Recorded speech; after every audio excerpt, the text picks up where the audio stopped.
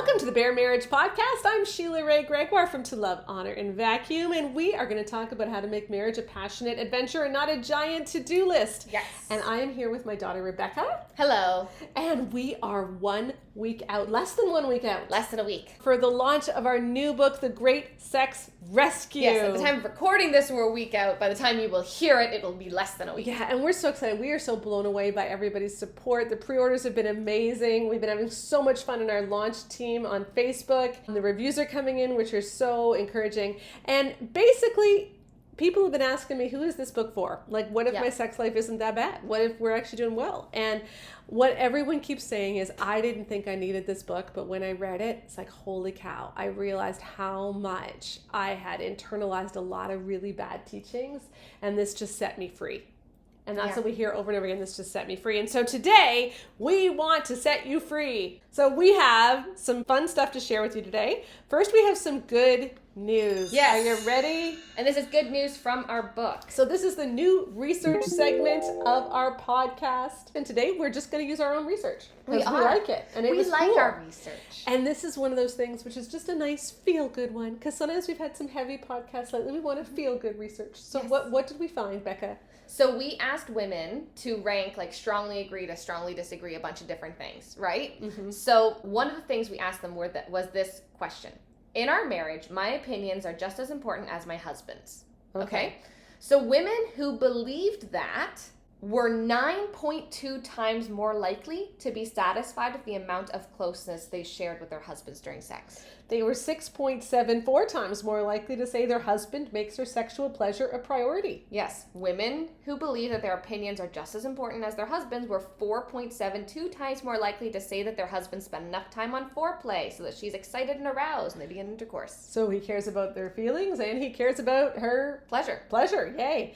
Okay, they are 4.31 times as likely to say, I am comfortable talking to my husband about what feels good sexually and what I need sexually. Which we actually know from other research is, and our own research as well, is a very, very strong determinant of female orgasm. Yes, you have to be able to tell them what you like. Yep. They're also 3.24 times more likely to become frequently aroused, which again makes sense. Yep. They're 2.43 times more likely to say, I am confident about my ability to become aroused. Mm-hmm. And they are 2.26 times more likely to say that they frequently orgasm during sexual activity with their husband. And here's a good one. They're 1.38 times less likely to experience vaginismus, which is primary sexual pain. And 1.9 times less likely to say that they could take or leave sex. Yes. So they're much more likely to actually want sex, to actively want sex. And they are 3.61 times less likely to say, I engage in sex with my husband only because I have to. Yeah, so really, if you want all of these positive things to happen in your marriage, you know, making sure that each person is heard and valued and knows that they are heard and valued and feels heard and valued really helps. So Becca, I have to say, believing that having a good marriage is going to give you a good sex life, that is not really rocket science. It's not. Like there's not, it's not a difficult logical leap. We'll put it that way. No, and yet this is what we found is that, you know, when you feel like you are heard, when you feel like happy with your marriage, when you feel happy with your husband, your sex life's going to be a lot better. Mm-hmm. Not rocket science. And so today on the podcast, we want to say, how can we just enjoy sex without stuff getting weird? Yep. Because it really shouldn't be weird. This isn't rocket science. Yeah, it shouldn't be that hard, right? Like we've made it far too complicated for ourselves. Really, it all just boils down to be nice people to each other. Mm-hmm. Be good to each other. Treat each other well. You know, that's what we do when we're dating. That's why we want to marry each other. Yeah. So just do that. But sometimes the way that we talk about sex is just weird. It's just weird. And it makes sex seem really unappealing. Mm-hmm. Like, for instance, one of the things that we often hear in a lot of the books that we reviewed is, especially male authors, but female authors will say this too, is women, you can never possibly understand how much he needs sex. Mm-hmm. Okay, so women, you will never understand how much you need sex. Now, but then they'll also say, he needs sex the way that you need emotional connection. He needs sex the way that you need to feel loved and close. Mm-hmm. And so they insinuate that they understand what women need. And they understand women's needs. They understand how women feel. They get how you feel. Mm-hmm. You just don't understand how he feels. Right. And again, the big problem here is that we are assuming that he is the one with the high libido and that he has this insatiable need for sex that she can never, ever understand. Mm-hmm. And that's just not true in a large proportion of marriages. Yeah. In 60% of marriages, yes, he has the higher sex drive. That does not mean that he has an insatiable sex drive that she can't understand. It just means much higher or a slightly higher. Yeah, like maybe he'd like to have sex 3 times a week and she'd be okay with 2. Yeah.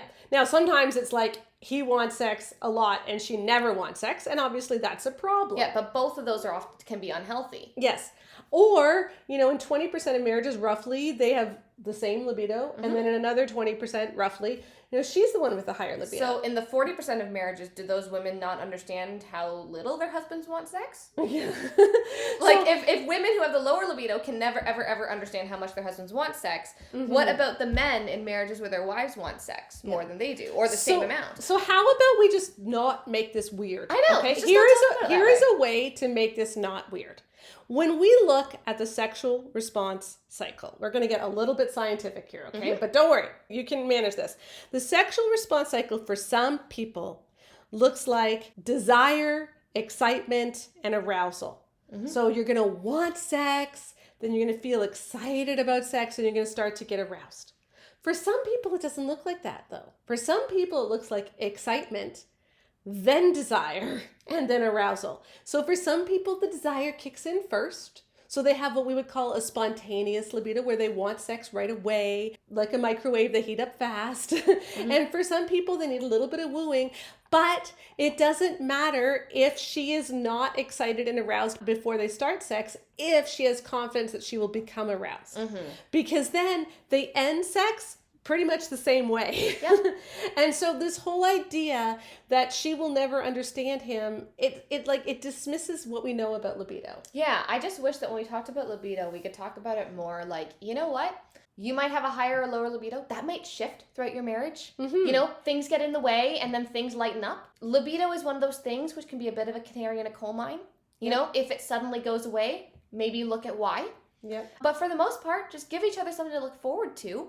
Yep. And focus on serving each other and just kind of have fun with it and realize that, you should make it a priority, but don't let yourself be ruled by it. Yep. It doesn't matter if she's not panting at the beginning, as long as you give her something to pant about and she ends up panting at the end. Or vice versa, if he isn't panting at the beginning. Because some guys have more of a responsive libido. I know. Doesn't mean there's something wrong with them. And what we find too is that the more stressful life situation you have, the more your libido is going to be responsive. And you might need a little bit of wooing. When she has little kids, her libido tends to be more responsive than spontaneous. Then she hits her late 30s, early 40s, and the kids are older and don't need her as much, and suddenly she gets a spontaneous libido. And if we just make this not weird, like, oh, he has needs she will never understand. No, if someone has a higher libido, that should matter to us.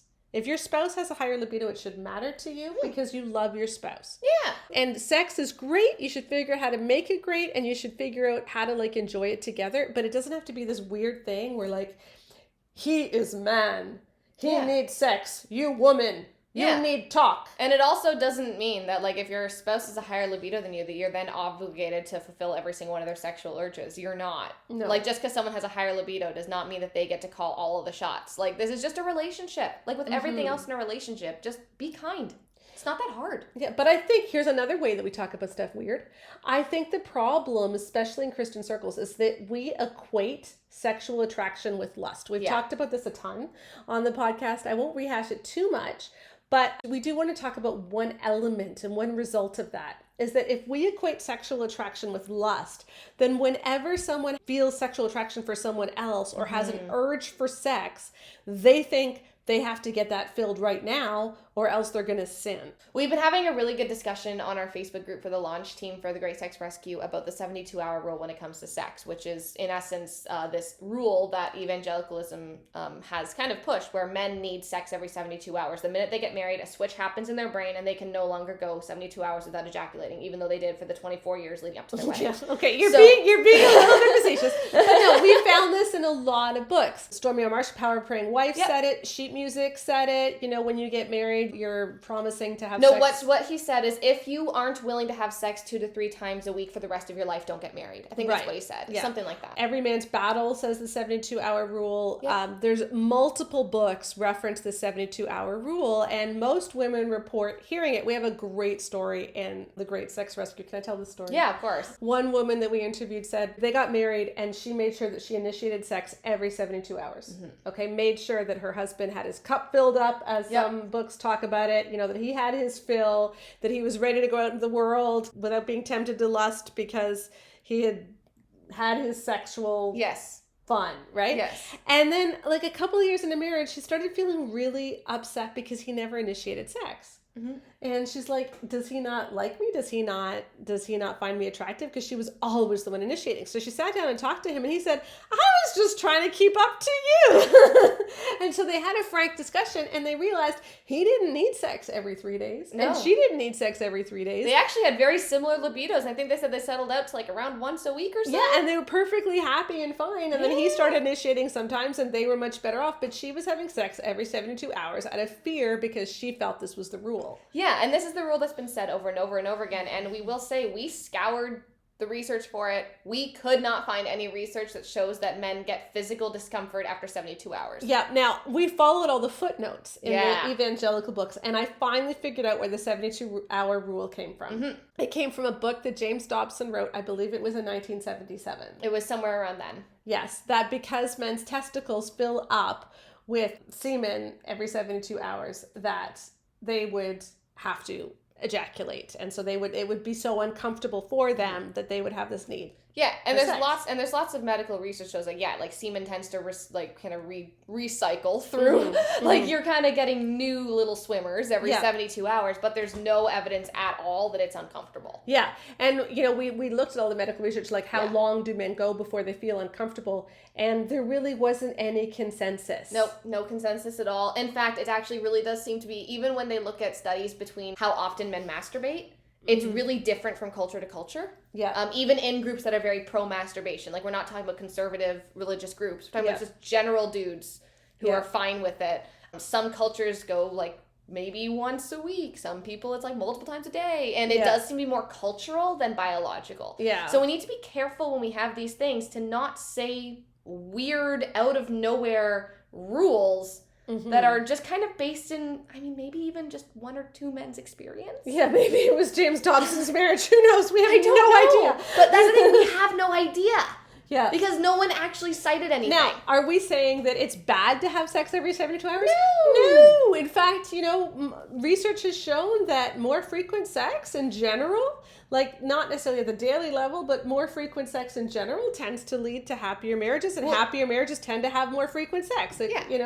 And that's great. If sex is great, which it is, and if it's fun for both of you, which it should be, why would you not want it more often? Yeah, and we had one woman in our focus groups even say that, she and her husband, when they were working through the obligation sex message, she was totally in charge of initiating. And after they kind of got past the whole deconstructing those harmful beliefs and getting to a really healthy, great place with sex where she was really enjoying it, they actually kind of fell back into the 3 days thing.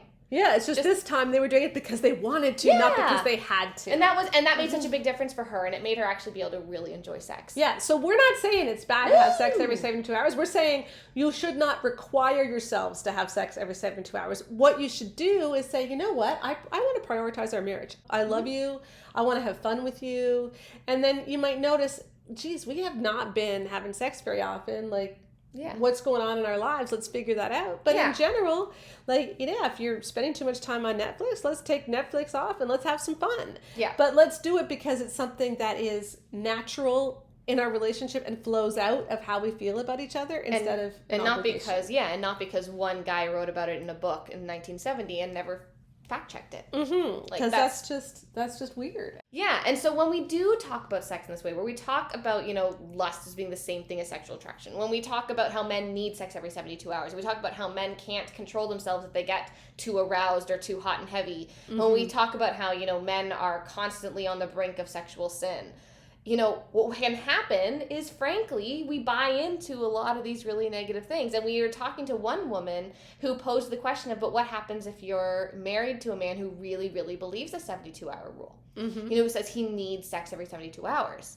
And I have a theory, and this is like, my theory itself is obviously not like proven by science, but it's based in the research that we've read. Yeah, and this isn't in our book. This isn't in our book. This is literally just my theory. This is just Becca spouting off on the podcast. No, but like, I think what happens a lot of times is the way we talk about male sexuality demonizes it so much that the physical feelings of arousal can become very anxiety provoking for men, right? Because if you're told when you get aroused, when you feel lustful thoughts, which of course, remember, sexual attraction is conflated with lustful thoughts. Yeah. When you feel attraction, right? Like when you get aroused, you're on your way to sinning. It's never just arousal. Yeah. Arousal is a threat that something is coming. Right? Like if you're raised in an evangelical mindset that says these things, and remember, not all evangelical mindsets do, but there is a very large strain of it, like the every man's battle mindset, this idea that the minute that you get aroused or you're sexually attracted to someone, you're automatically sinning in essence. Like if you look at a woman and you become aroused in a way, and remember, not all arousal is just erections, but you start feeling your heart pound or something, like you're automatically lusting. It's like, well, no, not necessarily. But then you get married and you start feeling like, I could use some sex. And that's a threat, right? Because your body is saying, I'm on my way to needing sexual release. And I know that because I'm a man, I'm going to be tempted to find it elsewhere. And so when you feel these feelings of arousal, I just wonder if there's this almost anxiety that comes along with it, which is why men feel like they need to get release every single time they feel arousal. Because arousal shouldn't be a threatening thing. That's how men talk about it, where like, you will never understand his need. You will never understand these things. And there are a lot of high drive wives out there who do not say this. Yeah. Wives who feel arousal and they're able to go about their day not being a terrible person. But we talk about sex in this really weird way when it comes to men. Like, it's so powerful and it completely overtakes them and they have no control. And so then, of course, if you get aroused subconsciously, you'd kind of feel like, I'm on my way to something I don't want to do, whether it's pornography, whether it's lusting, whether it's not getting what you're owed. Yeah. If you've been taught this weird sin, but also entitlement teaching about your own sexuality as a man, that must just be very psychologically difficult. Again, it's just talking about stuff like it's weird. It's like we expect people to be loving and to be kind and to treat each other as their neighbor in every situation. But when it comes to sex, nope. He has needs. And not only that, he has needs that will get met, whether it's by you or someone else. And that's what women are told a lot.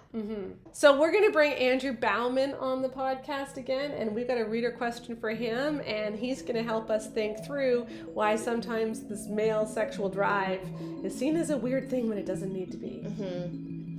So I have Andrew Bauman joining us again. Thank you, Andrew. Thanks for having me. Glad to be here again. Loving being a recurring guest. Yes, and our listeners have given me some great feedback about you. And I need to tell you too, Keith and I sent in the manuscript for the Good Guy's Guide to Great Sex, which is coming out next year. We just finished it last weekend and we quoted the sexually healthy man in it quite a bit. Yes. So that's awesome resource, everybody, that Andrew wrote, Sexually Healthy Man. So thank you for that.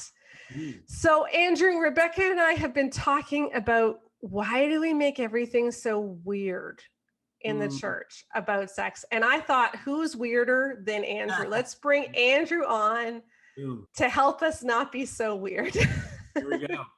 There you go. No, I pride myself in my weirdness at times. But weird and sex, let's talk about it.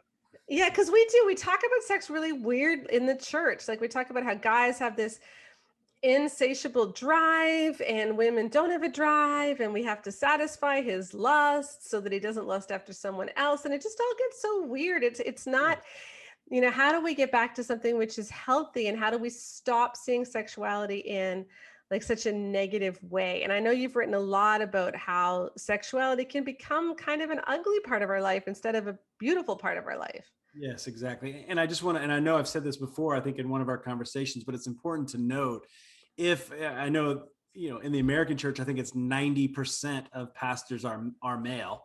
And so if you have the 90%, and then of those 90%, I think it was 50% have some type of relationship with pornography. And so you got to think of that as the starting point. So if I'm going to lead my congregation and I'm a pastor, in which I was a pastor, and I did struggle with pornography for years while I was a pastor. And so I can use my own life as an example. But like, I'm going to lead out of that place of a pornographic mindset. I'm going to lead out of that place of shame because I have a hidden life. I have a secret life. So we got to start there, knowing that a lot of this information that we're receiving is from men who have not done their work on their own sexuality. You just said something really interesting that I know you talk about a lot in the Sexually Healthy Man, and I think this is what we quoted you on. But can you explain what you mean by pornographic mindset? Because I thought that was so important. Yeah. And another language I use is a pornographic style of relating. So they kind of go hand in hand, but basically we begin to relate to the world like we do pornography, or in our mind, we begin to engage our mindset pornographically. And so to think of, let's see, an example for my own broken sexuality. I would kind of move. I went to like 5 different colleges, and I would realize I would go to a different college. This was kind of before my big mental break and breakdown. But I would go and I'd try to find the hottest girl on campus and start dating her. Basically, trying to affirm my own insecurities, trying to feel better about myself. But basically, just like I used to when I was clicking on different images to try to find this perfect arousal template to soothe my wounding, I did it in real life of bouncing to girl, not being able to have a real relationship, not being able to have authentic intimacy, and sexualizing that intimacy to try to heal my own wounding that I never dealt with. And what does it mean to sexualize your intimacy? We do this all the time, and it's going to be so important for us to begin to start naming. We eroticize and sexualize our wounds. Okay. So much of when you begin to be curious about, let's say, your pornography addiction, is you have to begin to start looking at your wounds. That's why I encourage men, let's not be judgmental about what type of porn we're looking at. That's the first session that when I work with men. Okay, what type of porn arouses you most? What's your deepest, darkest sexual fantasy? And we start there. And it's like, they're kind of taken back, but it's like, that's the starting point, because then we can trace and use that as a map into the wound. So we look at the type of porn we look at taps back into our deepest wounding. And our deepest wounding is a place where we can begin to offer kindness and care. And then it actually takes away the hunger to objectify, to devour women. So that's what I mean by sexualizing our wound. Now, I know a lot of women listening to this are going to say, well, why, if my husband really needs kindness, why is he watching porn? Why isn't he just coming to me and saying, hey, I just need love? Because he has no idea what authentic intimacy is. Because when you've been raised on porn, what has porn taught you about intimacy? What has it taught you about connection? It's quick, it's selfish, it's the screen does not have needs. The screen does not have desire. I have desire. That's the pornographic mindset, or the pornographic style of relating. It has made me a selfish lover. It is all about me. And so I'm actually terrified of genuine intimacy. I'll actually run. If you offer me the real thing, I will run from it, because I'm terrified of you. And I'm terrified that you will expose in me the fraud that I am. Right. So you're really, what you're really doing is covering up who you really are. And you're afraid of your wife seeing it. So then the only way to really get free, and this is what I've been learning more and more as I read more and more about this in your book and in some other books, is like the only way to get free is not just to try harder, to put more filters on the computer and try harder, but it's instead to recognize what is the deep hunger that I have in my life where I've looked for other things to satisfy instead of Jesus. Exactly. We are making idols all the time. We are making false gods. And for me, in my 13-year addiction to pornography, for me to heal my wounds, which was my own unaddressed sexual abuse, my own parents' divorce, my own father's abuse of my mother, pornography, in a sense, helped me escape that, because I could numb out and check out. And then as I became, out of my teenage years, becoming an adult, beginning to have relationships, I began to get more and more exposed of, I don't know what I'm doing, because, from 13 to early 20s, I'm using pornography. I'm soothing with pornography. I'm not addressing all those wounds that I just named. But here's the thing with our wounds, they always catch up with us. They always catch up with us through addiction, it comes out sideways in some ways. And a lot of times, sadly, it comes out through marriages. It comes out through domestic violence. It comes out through different types of abuse. Yeah. I love what you said. I remember one quote from your book about how you need to grieve, the child who got sucked into this, and you need to grieve the pain you've caused your wife and the pain you've caused your family. Like, you need to grieve all of that and allow yourself to feel that, and to feel the wounds that you've done to your wife in order to really find wholeness. And if you're the woman and you're listening to this and you want your husband to understand, like, not just that this is a sin, because we all know that porn is wrong. Well, at least I hope we do, that porn is wrong, but it's not just about quitting. It's about figuring out the root cause so that you actually get transformed and healed. Right. So, shame is a terrible motivator, right? And so growing up, just, my Southern Baptist church, like, porn is bad. Like, yeah, I get that. But then also not preparing me of what healthy sexuality is. That's not a big enough conversation to say porn is bad. Sex is bad. Just wait till you're married. We have to have a more sex positive, comprehensive. That's why I love the work you're doing, a comprehensive thing of like, sex is beautiful. Sex is good. Let's talk about it. Let's build a comprehensive sex positive ethic. That's not just, saying sex is bad. No, sex is beautiful. Yeah. How are we going to lean into that? Because we don't have the language. The books, the Christian marriage books that you've been reviewing, and it's just like, yeah, you can tell why we don't have the language. We haven't been given the language. And that's why I feel so passionate about helping prepare this next generation of healthy sexual people. Yeah, because if all we're talking about when it comes to sex is physical release, well, then why wouldn't you just go to porn? Like, if that's all it is. Exactly. No, it's about this deep intimacy, which means you have to actually be able to share with each other. And if you have someone who can't share because they're wounded, then sex is never going to be all that it should be. Exactly. And that's why we have to start with ourselves, right? We have to do our own work, our own self-healing work. You can point to your partner all the time, but until each person takes ownership of their own story, that intimacy will be broken down. You can't make your partner change. They have to, you can only share, this is my experience of you. This is what I'm feeling. And the hope is that each person takes responsibility for their own story and their own wounding. I just picture Jesus, who so wants to come into these deepest areas of our lives that we have kept hidden from everybody. And he wants to transform them, but he can't do that unless we're willing to open up. I just think of the courage that takes. Yes. But yet also how much pain you're causing when you don't open up those doors, like pain to yourself, but especially pain to your family and pain to your wife and or your husband if you're the woman using porn, because that happens increasingly too. So exactly. Yeah, I think of doubting Thomas in the upper room and basically calling Jesus a liar. I don't believe you. And then Jesus's words are like, feel my wounds. Like, that is our call. That is authentic engagement. Come to the vulnerable place. Come to the place of my deepest scar. Come to the place of my deepest wounds. Here is true intimacy. Here is true sexuality and connection, in the wounded place.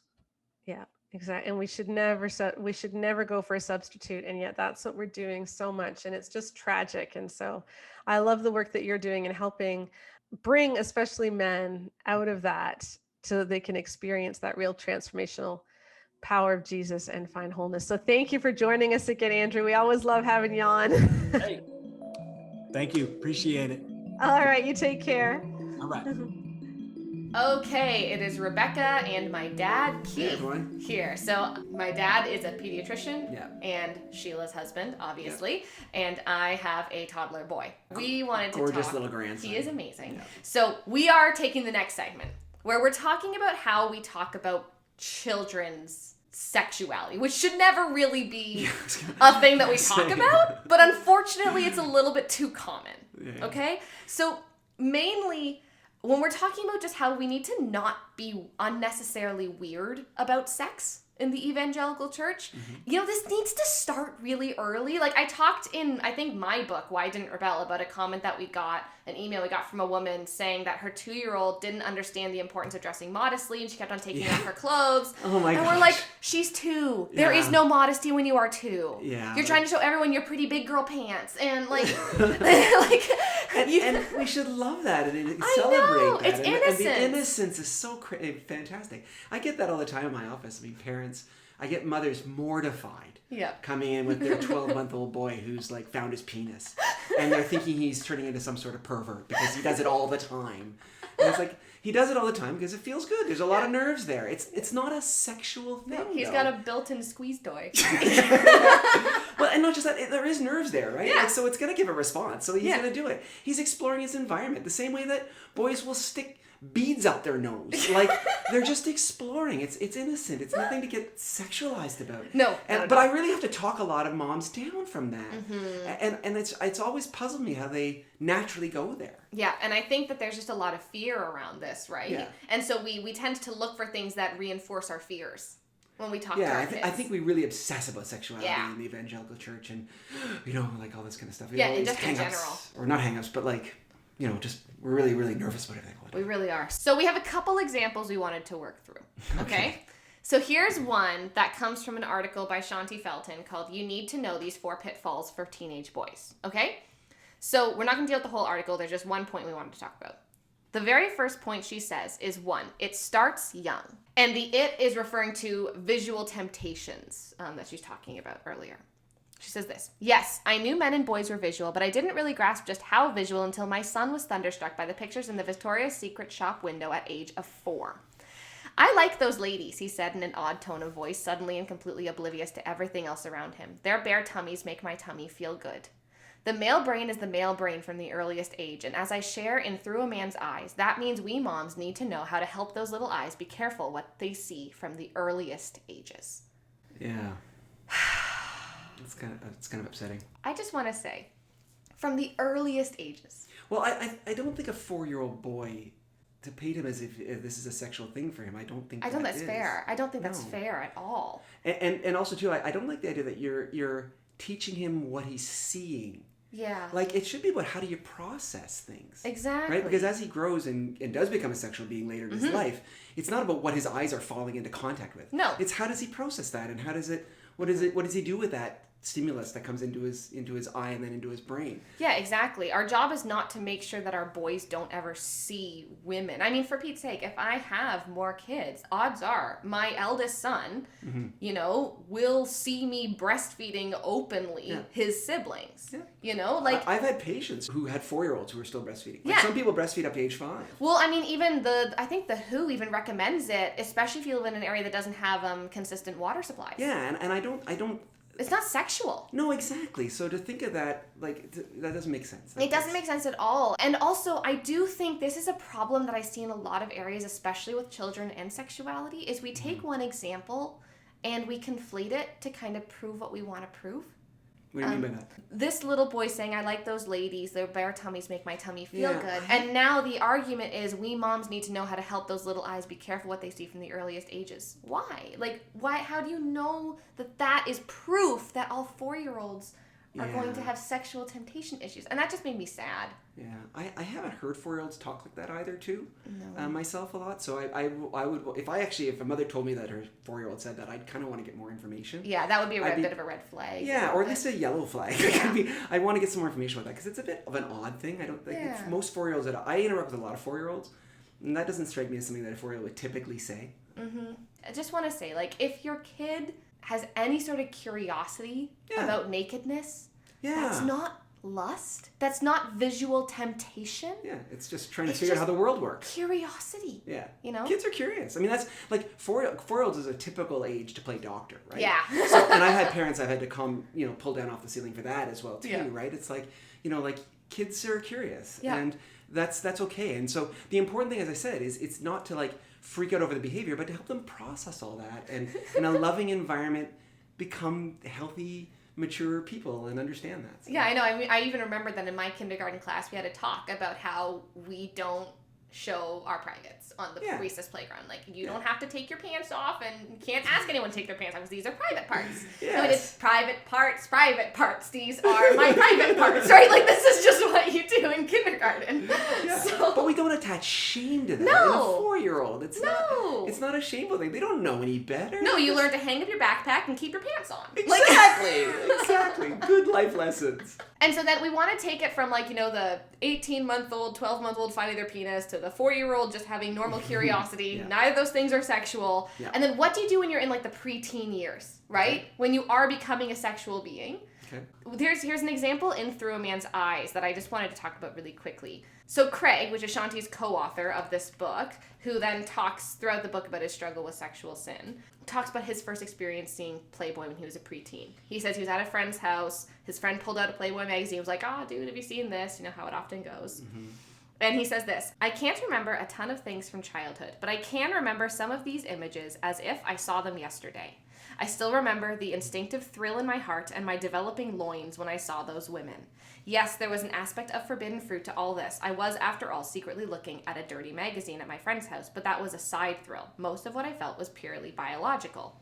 I didn't turn into a rampaging porn addict, nor did I become a lustful monster who wanted to undress every woman with my eyes. I was just a kid whose brain was working the way God intended, and I stayed a kid whose brain worked the way God intended. And then they go to say, I know it is difficult to grasp, and you may want to take a deep breath here, but this is one thing that your son, husband, and father all have in common. Most guys like looking at women, and they like looking at or imagining naked women. They may or may not actually do it, but something deep down inside them sure wants to. This is true whether the male in question is age 9 or 90.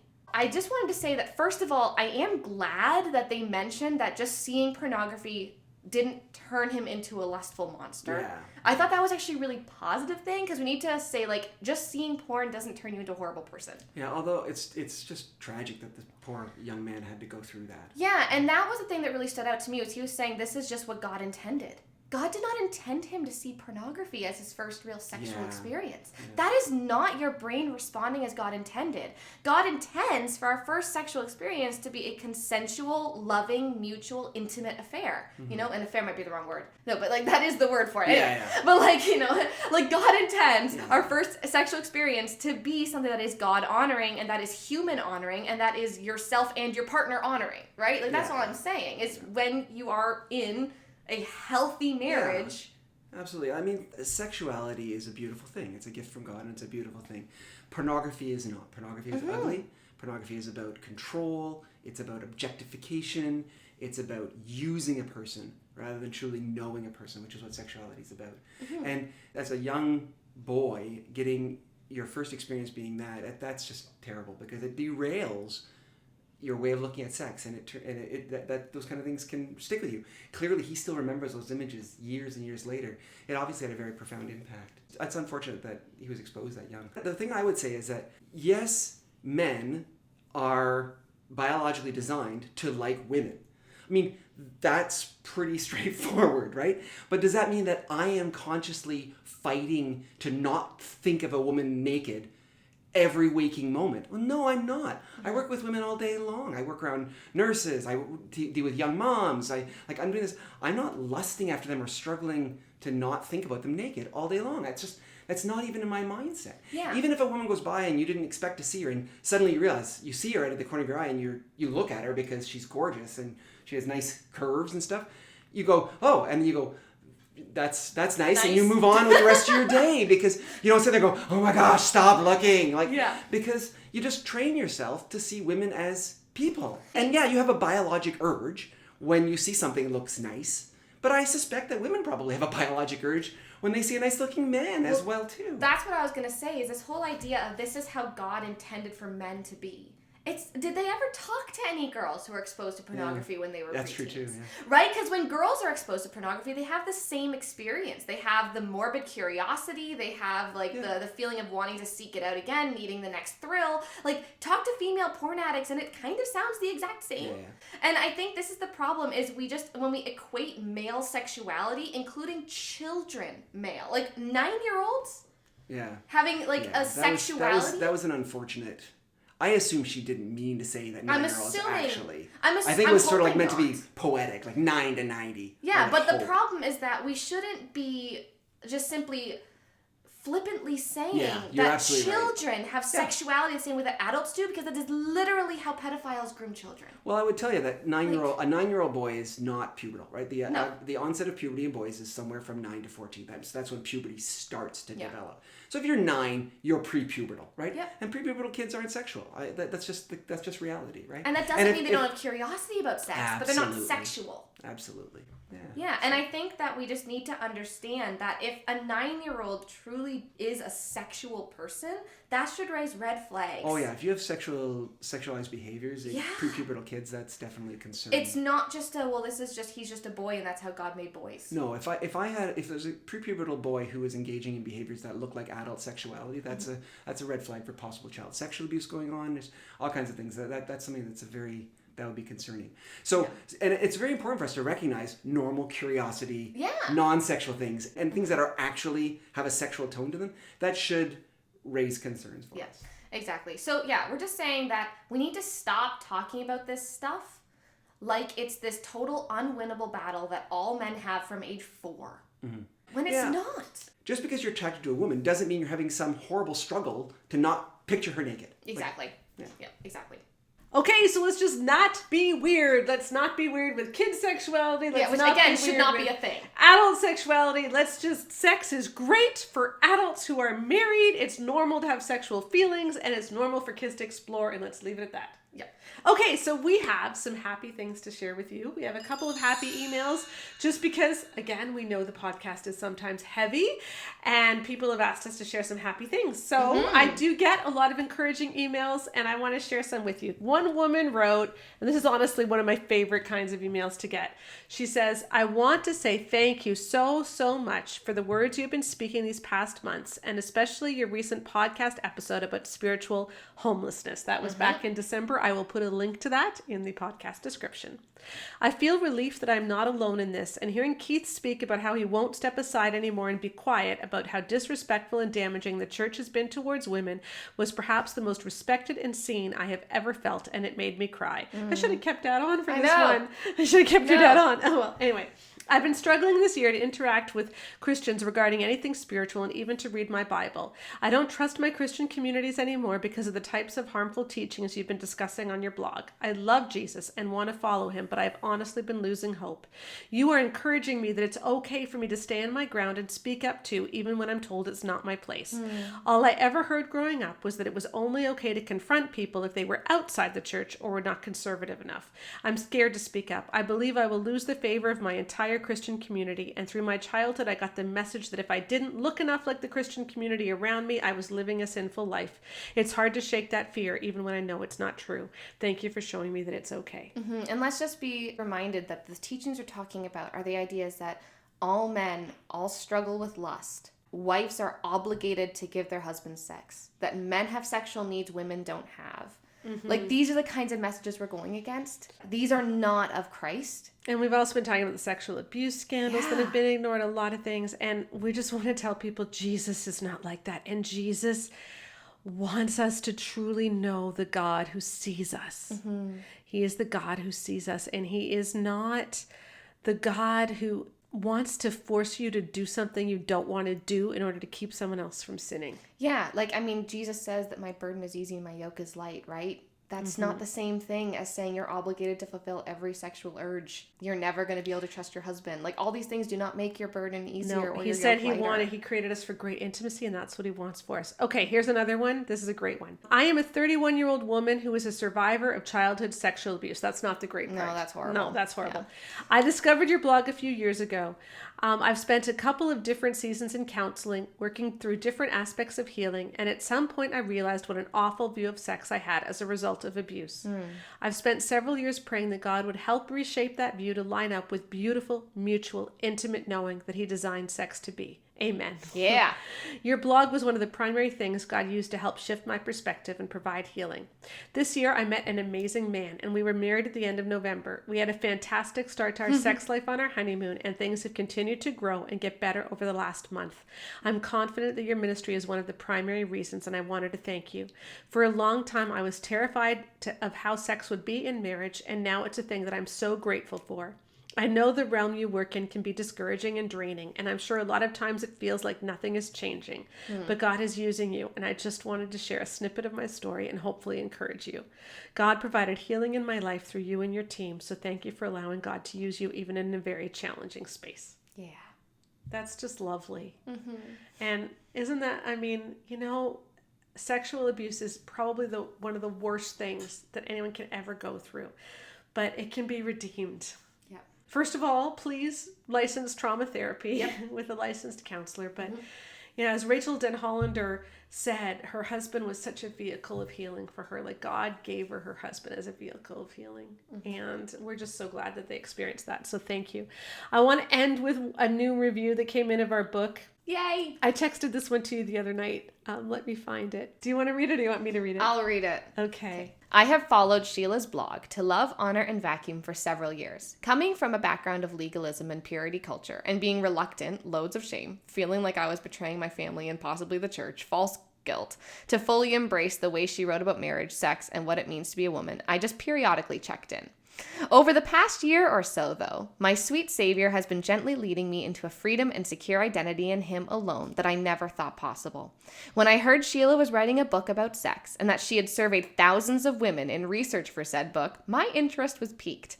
I started devouring everything on her blog, reveling in the truths she and her team were shouting about marriage, sex, respect, and equality. I was appalled to really dive into what the books that were lauded to me as the end-all be-all of Christian marriage advice had actually done to my self-image, my confidence as a woman of God, and my trust in my good husband's heart. Blog, podcast, the book was the next logical step. I pre-ordered and signed up for the launch team. I've been married for nearly 14 years, have a good man for a husband, and though we've had our minor conflicts surrounding sex over the years, it has always been great.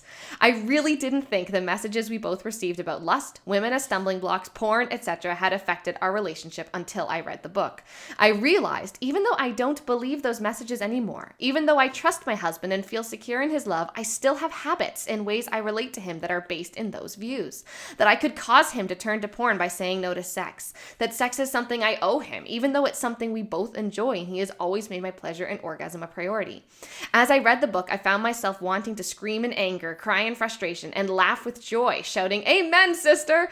The Great Sex Rescue will always be a part of my freedom song. There is no other book like this one speaking to the evangelical world. I will be recommending it to friends as often as I can, married, engaged, single. Its message is life-giving and swelling with freedom for women who've been under the burden of these teachings for too long. Several hundred women, apparently. And then she quotes us at the end. We said this. Several hundred women, apparently, can be ignored. We hope the voices of 20,000 will make people listen. And she's referring there to when we sent the report to Focus on the Family of several hundred women who had been abused because of love and respect, and they ignored us. Yeah. And so we did this survey of 20,000 to show what really creates healthy marriages. You know what? It's not weird. No. Seriously. Love each other, listen to each other, care about each other, value each other's opinions, value each other's feelings. And sex is going to be good. And you don't need to make it weird. You don't owe anyone anything. Just be good to each other and aim for intimacy. And everything works a whole lot better. It doesn't need to be weird. So that's us. By the next time you hear the Bare Marriage podcast, the Great Sex Rescue will be live. We are so excited about it. And like this woman said, you know, she didn't think she needed it, but it just showed her that often the things that we hear in church have really affected us, even if we don't realize it. Yeah. And I know for me, I didn't think I had internalized all this stuff, but after looking through the survey results, I realized I still had some unpacking to do. A lot of the results we found were like, even if you don't believe it, if you only hear it, it affects you. Yeah. And we can get to the other side. We can stop being weird and we can start being Jesus-centered. That is our heart's cry. That is what we pray the Great Sex Rescue helps us do. And so pre-order your copy now on next Thursday for the Bare Marriage podcast. Maybe you even will have read it.